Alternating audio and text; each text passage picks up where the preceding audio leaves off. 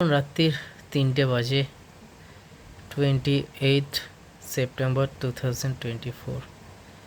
কাল 29 সেপ্টেম্বর 2024 11টা থেকে আমার এক্সাম আছে।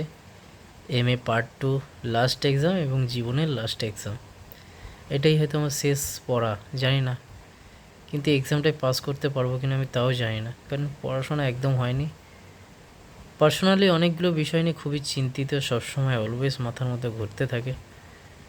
হ্যাঁ, পড়াশোনায় কনসেন্ট্রেট করতে পারিনি। সময় অনেক পেয়েছি, বাট পড়াশোনা হয়নি। জানি না পাস করতে পারবো কি না। করতে পারবো না, কারণ সেরকম মন মানসিকতা কিছুই নেই। এটাই হচ্ছে আমার জীবনের শেষ এক্সাম।